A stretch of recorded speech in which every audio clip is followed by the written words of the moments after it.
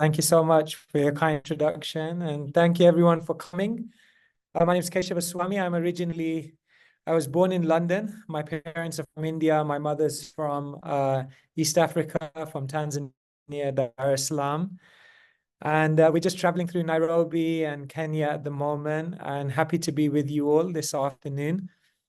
So I'll try to share some thoughts that we've been traveling around corporate firms, universities, non-governmental organizations, and just sharing these thoughts as AI is such a big thing in the world today.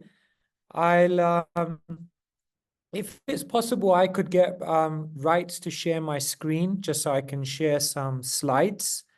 And what I'll be doing is I'll probably speak for about 30 to 40 minutes. And then I'll be happy to take any responses from any of you, your thoughts, your comments, your reflections, perhaps your questions on AI, humanity, spirituality, and how it really relates to us in the world we're living in today. So yeah, is it possible to get sharing rights for my screen? Then I can kind of proceed. ICT, kindly can we make a Keshava co-host so that he can share his screen?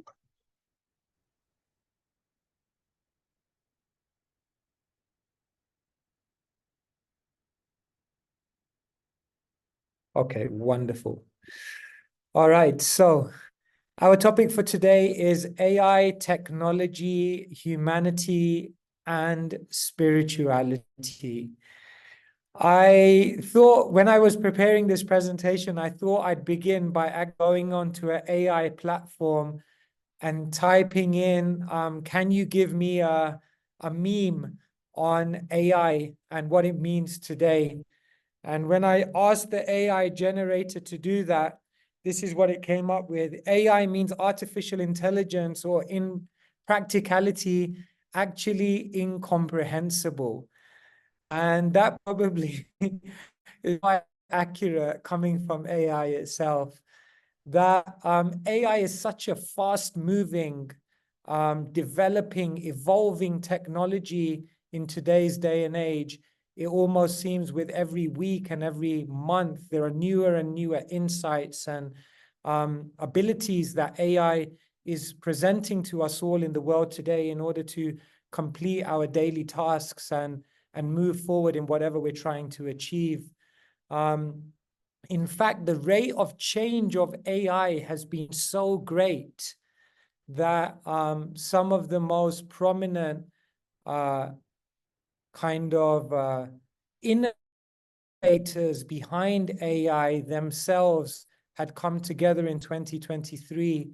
Elon Musk, Wozniak, and others had come together and suggested that we actually slow down the development of AI and really think about what goes on around AI, the ethics, the humanity, the utilization, the safety controls, to ensure that as this powerful technology develops, that we ensure we utilize it in such a way that our lives become of a better quality, and that we don't actually create something which ultimately ends up being detrimental to our progressive living in this world.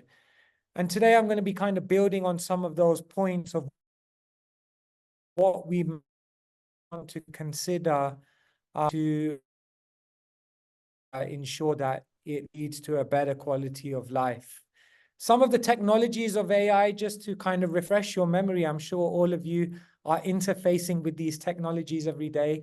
One of the main aspects that AI is giving us are virtual agents. So many of the tasks that we would previously refer to humans for, whether it be planning an appointment or making a booking or asking a question or seeking assistance for something or even for advice, the virtual chatbots and virtual agents through artificial intelligence that have been fed with all the data required to actually respond to whatever you require. Another AI technology that many of you may have experienced is AI in transport. So this is an example of a self-driven car. And now in parts of the world, we're kind of seeing how driverless cars are becoming more and more prominent. And in this way, transport and the way we move from one place to another is actually changing.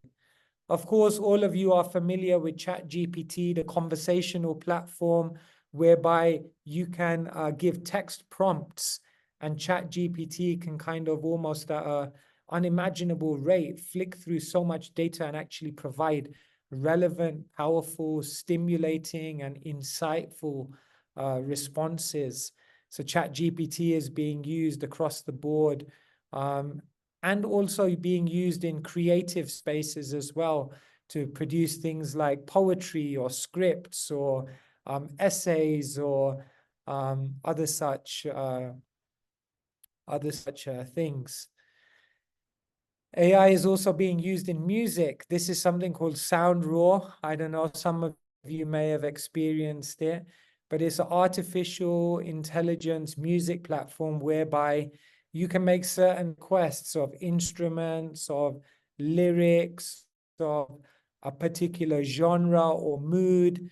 And based on all your requirements, the artificial intelligence of Sound Raw can actually come up with a tailor-made song which fits all of your criteria. And this is another AI technology called deep nostalgia. And in this AI technology, you can actually put in the photos of your ancestors, people who were very dear and near to you, who have maybe passed away from this world. And you put them into the AI generation of deep nostalgia, and they can be animated, they can speak to you, they can almost interact with you. And so this is also another technology, and many, many more things. It's developing at an exponential rate. So then the question is, naturally, AI is impacting every single aspect of our life, from the way we learn things, to the way we relate to people, to the way we solve our physical and mental problems, to our career. And the question is it good or is it bad? What is the impact of AI? We can definitely say that there are huge advantages of us are experiencing on a day-to-day level. For example, in education now, instead of having to follow a kind of set education that is prescribed across the board, through AI technologies, people are actually utilizing the opportunity to understand what are their strengths, what are their cognitive abilities, in what areas they're gifted, in what areas they need real improvement. And therefore, AI is helping them to create a personalized study program whereby we can maximize our learning. It's very beautiful, very amazing. AI allows in health for better diagnosis. AI can kind of sift through more data from our background, from our present situation, looking at our habits, our lifestyle, and factoring in much, much more information to actually give us a better diagnosis about what may be physically wrong with us and how we can actually improve. All of you are in the health sector, you know about some of these technologies. And AI is also helping with creativity at work, finding newer ways to do things, finding more effective ways to actually complete tasks and remove repetitive and taxing tasks from the human being. But then we also have to admit that AI has its own challenges. One of the things that people are fearing about AI today is the loss of jobs. AI seems to skill people. It makes certain occupations and certain careers somewhat redundant, because they can actually be automated and completed much quicker, much more efficiently, much more reliably, and more importantly, much more cheaply through technology. And therefore, there's a real sense that people's jobs, people's livelihoods are at risk. Of course, with AI and the increasing amount of data and reliance and emphasis on the online electronic world, there's greater risks of privacy and security. Warfare, cybersecurity is such a huge thing now. And it seems as though the electronic world is the new battlefield, because that's where so much cyber crime is taking place, impersonation and other things. And then there's a human aspect to AI, which is very worrying as well. And one of the examples of that is over-reliance on technology. Nowadays, rather than utilizing our cognitive abilities to process information and exercise our intelligence, we just by default lending those tasks to AI, which is very good because it helps us to get things done quickly. But maybe that lack of exercise and utilization of our own intelligence, our own thinking, means that we're actually diminishing our own capacity. And so these are, you can see some of the positives and negatives of AI, some of the hopes and opportunities, and some of the fears and the threats that come with AI. And therefore, the natural question on people's minds is, will AI improve the quality of our life? That's almost like the golden $64 million question. And if some of you want to share your insights on the chat as we go through this, please feel free, feel welcome to do that. From the spiritual perspective, I'd like to share some ideas with you about how we approach AI from the spiritual perspective. And I'll begin by telling you a story of 4 people who checked into the New York Hilton, and they had very luckily obtained the penthouse suite on the 80th floor of the Hilton Hotel, and they checked into their room. And as they checked into their room, they left together, 4 of them, for a night out in the city that never sleeps. They went to some pubs, they went to some clubs, they had something to eat.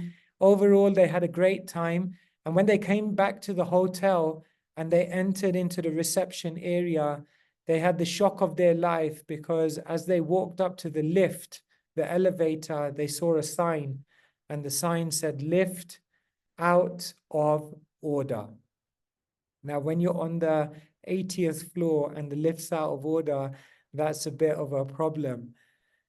But they were so tired and at the same time so desirous to get into their room that they decided, we have to bite the bullet and we have to climb the stairs. And so they began climbing the stairs, 1 flight at a time. And in order to make the journey up those 80 floors less painful, they decided to tell each other stories. They got to the 70th floor and they noticed that one of the 4 hadn't told any stories yet. And so they looked at him and they said, "Why don't you tell a story? You haven't told any stories yet." And he said, "My story is tragic. You don't want to hear my story." But they encouraged him, "No, tell us your story." And his story was that they were on the 80th floor.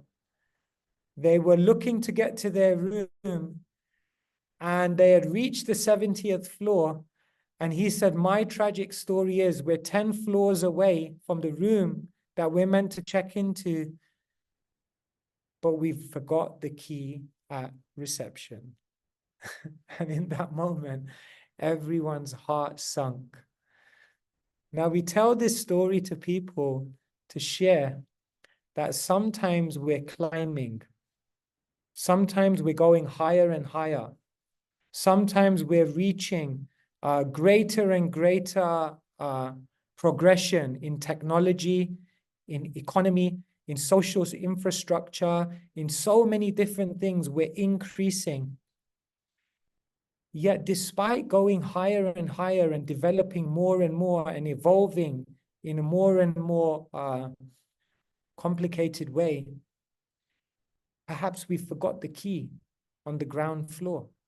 Because unless there's other things around technological and economic improvement, we may be going higher and higher, but we're not necessarily going to find the well-being and happiness that we look for. A thought exercise that we often do with people is we ask them, do you think the world was better 100 years ago, or do you think the world was better now? Would you rather your children were growing up in the world of 100 years ago, or that your children were growing up in the world of today? As you contemplate that question, I'll just share with you. 100 years ago, the three main problems in schools were: number one, talking in class; number two, cheating in an exam; and number three, chewing gum under the table. Now, you may or may not be shocked to hear that the three biggest problems in schools today are: number one, gun crime; number two, teenage pregnancy; and number three, physical attacks and assaults on the teachers. I ask you the question again.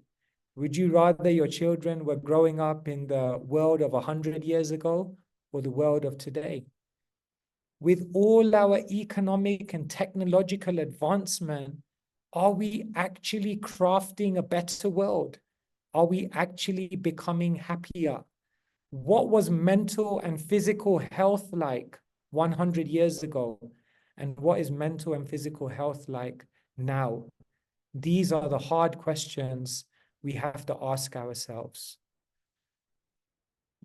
Coming from a spiritual perspective, what we share with the world is that science and spirituality, science and the humanity that comes from spirituality have to go together. We tell people science teaches you about matter, but spirituality teaches you what matters. Science teaches you how to do things better, but spirituality teaches you how to do better things. Science can improve things, but spirituality improves people. And so what we're suggesting today is not that AI is bad, is not that we have to stop or turn away or shun technology, but rather we have to ensure that we put an emphasis on developing humanity and spirituality around technology. Otherwise, that same technology that we deem to be the hallmark of an advancing society might be the very thing which causes society to sink. AI, in all its complicated development, is very, very different from consciousness. The first thing that we're taught in spirituality is that we live in two worlds. One world is the world of matter and energy. And that's the world that technology deals with. But there's another world that we live in, which is the world of consciousness and perception. And that is the world that spirituality deals with. If we only deal with one world, the technological world of matter and energy, but we need the spiritual world of consciousness and perception, then we're going to end up with an imbalanced society. This is John Searle from the University of California, Berkeley. He says, you can expand the power all you want, hooking up as many computers as you think you need, and they still won't be conscious, because all they'll ever do is shuffle symbols. As complicated and as advanced as AI is becoming, AI is not conscious. In fact, consciousness is mysterious. where consciousness comes from, where perception arises from. What is that person who is feeling the emotions behind all the neural processing that's going on? That is mysterious. AI can never work without consciousness, without a conscious entity. Because in AI, we still face dependability. No matter how much you create complication or advancement in AI technology, it still depends on humans feeding in data, on humans sifting and fact-checking data, on humans doing some level of regulation and utilization of that technology. AI, as advanced as it becomes, doesn't have that adaptability of human consciousness. Although AI is becoming more advanced, when it's faced with unpredictable situations, it cannot be flexible and responsive like human consciousness. AI, though it can do a lot of data processing and analytical shuffling, it lacks emotionality. There's no feeling, there's no humanness behind it in that sense. And this also leads to the fact that AI is not inbuilt with morality. AI doesn't have a moral compass by which, when it produces information or outputs to the world, it cannot shift and shuffle between different principles of morality. And AI lacks individuality. The human individual, the human consciousness has a unique individuality which provides for the variety we see in the creation. And therefore, we can see that while AI is very advanced, AI is not conscious. AI doesn't replace consciousness, but rather the consciousness behind AI has to be developed in order to utilize that AI in the right way. And therefore, along with developing an understanding of AI, what the world really needs today is to develop an understanding of the consciousness that AI is founded upon. What is consciousness? And where does consciousness come from? Once we understand and grasp and embrace the reality of consciousness, and we start to deal with this aspect of the world, then we can actually utilize everything else in the world of technology, matter, and energy in a much more powerful way. Today, I want to share with you an insight in consciousness that's given in the Bhagavad-gita. The Bhagavad-gita is an ancient Sanskrit book, perhaps the most famous of spiritual books in the whole of South of Asia. It was read by Gandhi, it was read by Einstein, by Nelson Mandela, in more contemporary times, Will Smith and Steve Jobs and so many others have read the Bhagavad-gita. And it's really been an inspiration to thinkers, to scientists, to spiritualists, to seekers over all generations. And the Bhagavad-gita is a spiritual book which really begins with the question of consciousness. Where does consciousness come from? And how do the other aspects of our being relate to consciousness? So this is a very famous verse from the Bhagavad-gita. I'll recite it in Sanskrit just to give you a sense of how Sanskrit sounds. Indriyani paranyahur indriyebhya param manaha manasastu para buddhir yo buddhe paratastu saha. So here, the Bhagavad-gita actually gives a hierarchy. The Bhagavad-gita says the working senses are superior to dull matter. Mind is higher than the senses. Intelligence is still higher than the mind. And the soul or consciousness is even higher than the intelligence. So this is very, very profound. In a hierarchy, basically, what it's saying is that there is dull matter. And then higher than dull matter, there are our senses, our power to see, to hear, to smell, to taste, and to touch. But then higher than those senses is the mind. The mind is almost the control center, which then dictates the senses to move in different directions. But then higher than the mind is the intelligence, which guides the mind on how to utilize the senses. Then higher than the mind, higher than the intelligence, sorry, is the consciousness. And this insight will give people an amazing understanding of how to deal with artificial intelligence. Most people are fearful that artificial intelligence will replace the human because they see intelligence as the highest element in the hierarchy. Yet the Bhagavad-gita and all spiritual traditions, for that matter, tell us that above the intelligence, there is the conscious self, what we talk about here as the soul.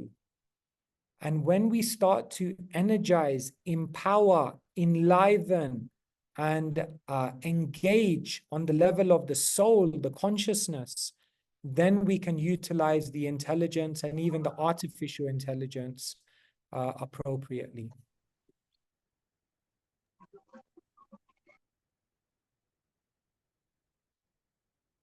So this is the commentary by Bhaktivedanta Swami. In the Katha Upanishad, the soul has been described as Mahan, the great.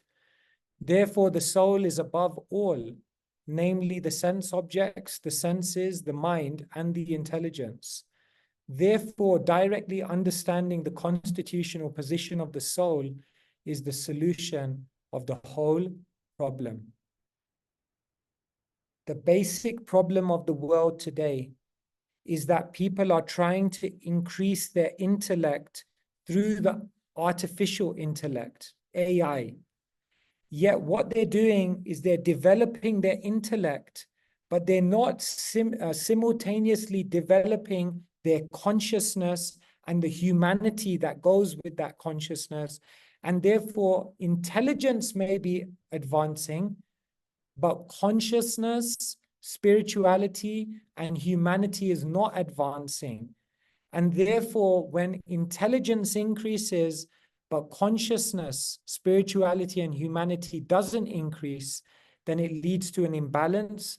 And that imbalance means that all of these things that are at our disposal are not utilized appropriately.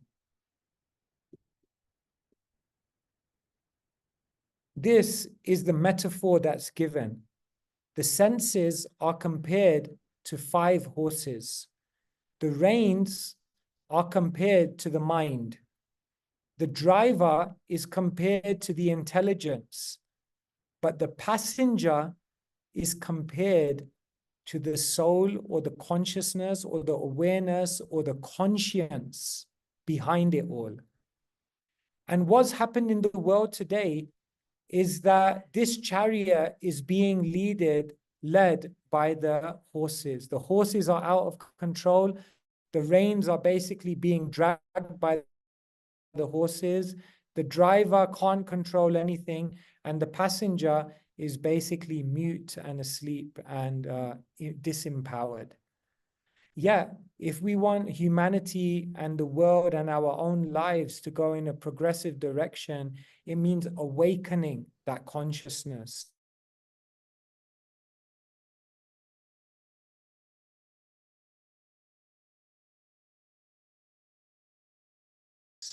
Are held onto. And when the reins are controlled, then naturally the horses are controlled. And this is the challenge for the world today. And so what we're proposing to the world is that AI, in order to be utilized appropriately, must be combined with EI, emotional intelligence. And that emotional intelligence is founded upon SI, spiritual intelligence. Artificial intelligence without emotional intelligence and spiritual intelligence will not lead to a happier or a healthier world. In other words, we tell people we should increase our IQ, but we should also increase our EQ, and we should also increase our SQ. Our IQ helps us in answering the questions of what.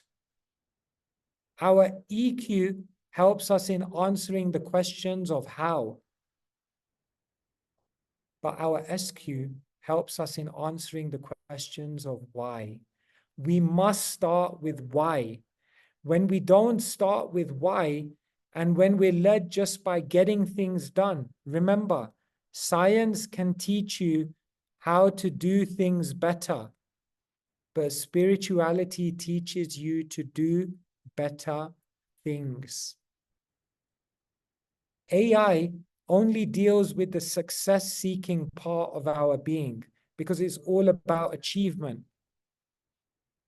EI deals with a bigger part of our being, which is our social being and how we relate and interact with others. But SQ deals with our spiritual being, our deeper sense of consciousness.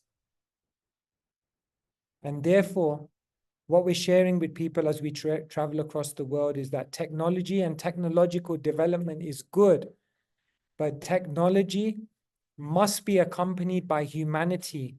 And the deepest humanity comes when we develop our spirituality.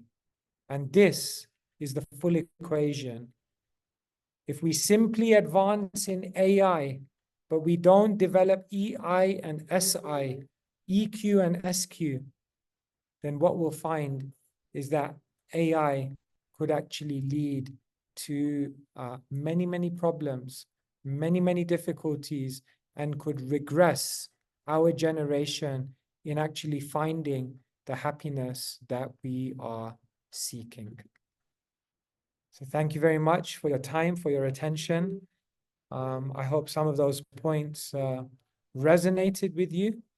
And perhaps if anyone has any questions or comments, then I'm happy. Perhaps you can put your hands up using the reactions tab, or perhaps you can type your questions in the chat.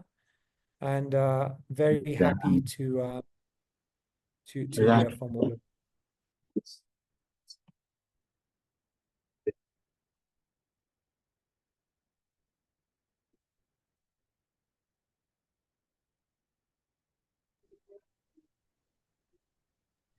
Yes, happy Okay, to take. we can take questions or any reactions for that matter. Hello? Yes, please go ahead, Yes, Professor. Prof. Oh, thank you very much. You are a monk, Swami. I think we have met Yes. before. You have given us a talk one time in the School of Medicine. And Oh, very yes, much, I was happy to be there last year. Yes, of course. and I think what you have said cannot be questioned. It needs time to be understood. But one area I just wanted to find a way to link humanity, spirituality, and artificial intelligence through electromagnetism. There are some people who think that when you hold certain beliefs on your mind, then you change the magnetic field around you, and it coordinates well with the magnetic field that has similar behavior, similar beliefs in another person. So that actually what you are discussing today about spirituality could as well be electromagnetism. And what matters is the charge as determined by beliefs. I don't know what you want to say about that. Thank you. Thank you so much for this comment. Yes, as time goes by and as science advances and as science is able to open its mind to looking at more subtle aspects of the world around us, then we realize that the gross aspects of the world and the more subtle aspects of the world are actually intimately connected. Even in things like quantum mechanics and so on and so forth, there's a sense in how the conscious observer and the more subtle aspects of our being can actually have an effect on the physical world. Sometimes we say consciousness creates a reality. So sometimes the more spiritual and subtle aspects are actually moving different aspects of the material nature as we know it. And so, yes, this is a point very, very well taken, that technology and the gross physical aspects are very much connected to the more subtle and spiritual aspects of humanity and spirituality. And in that way, we can see that all of them can be synergized. What we're often seeing, Professor, in the world today is that people are drawing an aggressive demarcation between science and spirituality. And what they're saying is that science deals with facts, with experiments, with empiric evidence, and spirituality is a different realm of knowledge dealing with faith, religion, belief, and so on. But in our concept, spirituality and science can actually be synthesized and can actually work very, very much together. It's actually that they complement each other. One scientist, he says, science and spirituality are opposed in the sense that my thumb and my forefinger are opposed. That opposition allows me to grasp something. And so we can see that science and spirituality and their varying insights actually complement each other. So thank you very much for that reflection. Really appreciate it. Let me ask you a question, please. What's the difference between science and spirituality, and then science and religion? Because I would like to know the difference between the two. Okay, so essentially you're asking what's the difference between spirituality and religion? Yes. Yes, this is a very good question. Of course, they're both, if we look in their essence, religion and spirituality are trying to achieve the same thing. Religion comes from the etymology ligare. Ri means again, and ligare means to connect. So the essence of religion is to connect with the spiritual reality. Spirituality means to explore beyond the material world into the other reality. So in reality, religion and spirituality are actually aiming at the same thing. They're aiming at helping us connect to something beyond just the physical world of matter and energy. However, today, religion has become more about institution, whereas spirituality has become more about one's individual adventure into the unknown. Religion has become more about faith, whereas spirituality is seen to be something that is experienced. Religion is seen to be something that causes friction and social problems, but spirituality is seen to be a uniting force by which we see the deeper unity between us. And therefore, nowadays, people are seeming to drift away from religion and seeking to be more spiritual. But from our perspective, if someone is actually a religious person, then they will be the deepest spiritualist. And the deepest spiritualists are happy to use religious teachings in order to acquire the experience that they're looking for. So in that way, we can say science and spirituality and religion, in one sense, they're one. But in another sense, how they're employed in the world today are in very different ways. Thank you very much. Thank you.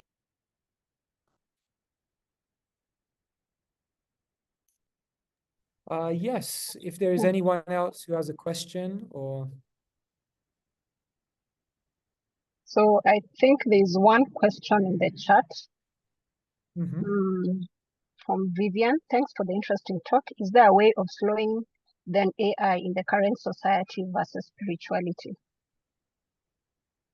Yeah, as I mentioned, Elon Musk, the co-founder of Apple, Wozniak, other members of Google and other technology innovators, they actually, in May of 2023, they wrote a letter in which they suggested that we should actually slow down the development of AI.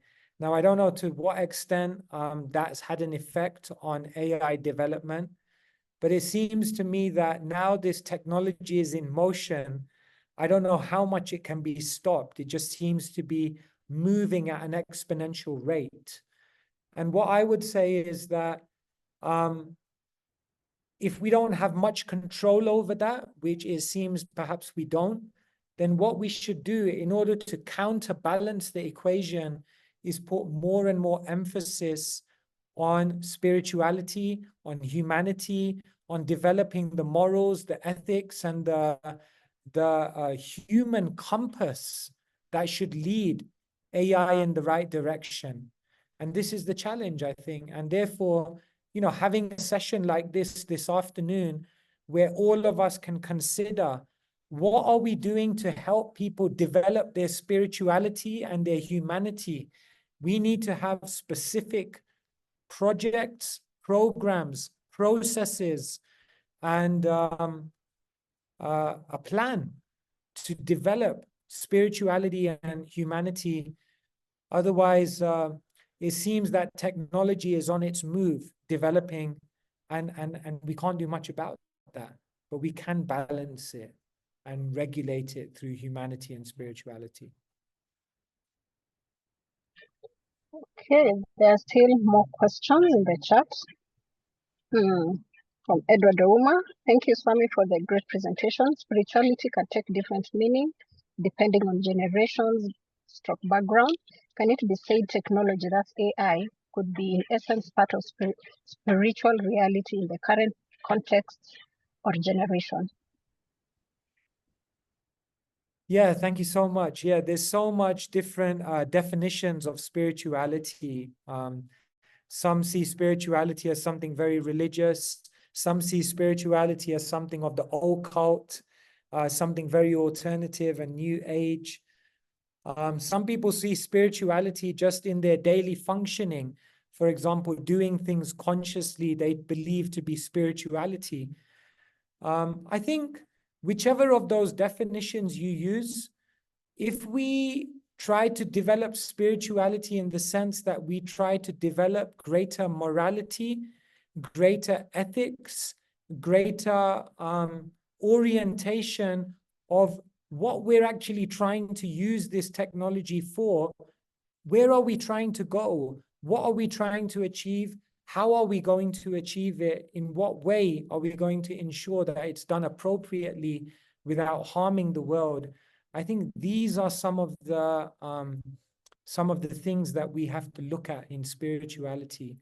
So yes, I agree with you. There are a variety of definitions of what spirituality could be, but let us build spirituality into artificial intelligence by very much looking at the qualitative aspect. Number one, what are we using that artificial intelligence to ultimately aim for? And in what way are we utilizing that artificial intelligence so that it doesn't become destructive or limiting to the human experience? Okay, and I think this should be the last question. Could the relationship between God and humans be similar to that of humans and AI? And can it guide us to know how to relate with our Creator? Wonderful. Yeah. Well, the key difference between those things is we would say God is sentient, is conscious, and human beings are conscious. So therefore, the God-human relationship is a relationship between two conscious entities. However, humans and AI mean a relationship between a conscious entity and an unconscious entity. It doesn't matter how human-like AI may seem to be, as is written by someone on the chat, AI lacks the aspect of will, of cognition, of sentience, and therefore AI can never be conscious. Yeah, someone's verified that. So in that sense, the relationship between human and AI is the relationship between a conscious and an unconscious entity. And therefore, humans have great potential to utilize AI in the appropriate way, but it means an awakening of spirituality, an awakening of their humanity, an awakening of a more subtle aspect of their being beyond just the intelligence. And this is the aim of all spiritual traditions, to help us achieve this development of the human and the spiritual potential. Thank you Thank so you, much. Swami. One more question in the chats. Are there any validated tools to measure spirituality? Yeah. Yes. Let me hear from them. Okay, wonderful. That's a wonderful question. Are there any tools to actually measure spirituality? Because often spirituality is a very subjective thing. How do we actually call spirituality science? Then there must be some objective measure of how someone is developing spiritually. So in ancient scriptures like the Bhagavad-gita, there are given many, many clear parameters by which we can understand that someone is developing their spirituality. And I'll share a few of them with you. One parameter that someone's developing their spirituality is that their divine, their saintly qualities increase, and the negative, limiting qualities decrease. As we develop our spirituality, tolerance, kindness, compassion, empathy increase. Envy, greed, anger, harshness, these things decrease. That's a parameter of increasing spirituality. Another parameter of increasing spirituality is that one increases in spiritual desire to serve others. Whereas when spirituality is lacking, then one increases in a desire to selfishly exploit everyone and everything around them for their own gratification. In other words, the second major parameter and measure of spirituality is that one becomes more selfless and less selfish. Another aspect of increasing spirituality is one's ability to connect, relate, and interact with all living beings, including the earth, in a more compassionate, kind, and loving way. Whereas when spirituality is absent, then what we'll find is that people increasingly interact and relate to other living beings, animals, and Mother Nature in a more exploitative and a more violent and aggressive way. And so here we can just see from the Bhagavad-gita 3 very clear parameters by which you can understand that someone is becoming more spiritual. It's not simply an affiliation that I am part of X religion or Y spiritual group that makes me a spiritual person. Number one, are you increasing your spiritual character? Yes. And number three, are you increasing the spiritual quality with which you interact with everyone and everything around you? If you can say yes to all three of those things, then you can understand someone's spirituality is actually increasing. Hope that helps. Thank you, Swami. I think Yes. I don't know whether anyone else still has a question. I think someone just unmuted. Emily Choge, do you have a question? Maybe a comment. Please proceed. Yes, please. Yeah, maybe we could add more measures of spirituality from the Christian tradition, and one that is actually present in all the religious traditions is doing to others what you would like to be done to you. So if one is conscious about that, and that is it comes from the from the Sermon on the Mount, that is in Matthew, and it says, "Do to others," chapter 7, yeah, "do to others what you'd like to be done to you." So, and there are other measures of spirituality from Christianity, and yeah, it's that growing in caring for others, showing love and patience and kindness. That's what is called the fruit of the Spirit. A spiritual person would be showing those kinds of qualities in Galatians chapter 5, verses 22. Yeah. So there are many measures of spirituality that could be drawn from various religious traditions. Okay. Wonderful. Thank you for Thank adding you. that sensitivity. Thank you. Okay, I think we are at the top of the hour, so probably we'll take one more question, which is in the chats, and then we will close. We'll hand over to Matthew Koech. So the question is, what is the future of spirituality and AI? We hope the future is bright. We hope the future is positive, and we hope the future will bring increasing well-being on a physical, mental, and spiritual platform. Martin Luther King once said, "We now have guided missiles, but we have misguided men." And really, our opportunity together to talk about these topics and raise awareness, I think, is a huge step forward.